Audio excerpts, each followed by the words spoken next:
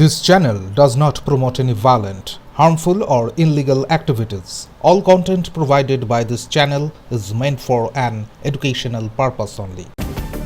লক্ষাধিক টাকার প্রতারণার অভিযোগে গ্রেপ্তার এক যুবক। শেয়ার বাজারে বেশি মুনাফার লোভ দেখিয়ে নিউ টাউনের এক বাসিন্দার কাছ থেকে 18 লক্ষ টাকা প্রতারণা করার অভিযোগ উঠেছে অভিযুক্তের বিরুদ্ধে। অভিযুক্তের নাম মৈনাক বাগচি। তাকে লেকটাউন এলাকা থেকে গ্রেপ্তার করেছে বিধাননগর সাইবার ক্রাইম থানার পুলিশ। পুলিশ সূত্রে জানা গিয়েছে, নিউ টাউনের বাসিন্দা অনিমেষ তার কাছে চলতি বছরের জানুয়ারি মাসে একটি অচেনা নম্বর থেকে ফোন আসে। অভিযোগ, ফোনের অপর প্রান্ত থেকে শেয়ার মার্কেটে মোটা অঙ্কের লাভের প্রতিশ্রুতি দিয়ে তাকে একটি টেলিগ্রাম গ্রুপে যোগ করানো হয়। এরপর একটি লিংক পাঠিয়ে তাকে একটি অনলাইন ট্রেডিং প্ল্যাটফর্মে নিয়ে যাওয়া হয়, যেখানে বিভিন্ন শেয়ারের কেনা বেচা চলছিল বলে মনে হচ্ছিল। প্রথম দিকে নির্দিষ্ট অ্যাকাউন্টে টাকা জমা দেওয়ার পর সেই প্ল্যাটফর্মে কিছু লাভ দেখানো হয়, কিন্তু টাকা তুলতে গেলে আবার অতিরিক্ত অর্থ দাবি করা হয়। একাধিকবার টাকা জমা দেওয়ার পরে যখনও তিনি তার লগ্নি ফেরত পাননি, তখন বুঝতে পারেন তিনি প্রতারিত হয়েছেন। এরপর তিনি বিধাননগর সাইবার ক্রাইম থানায় অভিযোগ দায়ের করেন।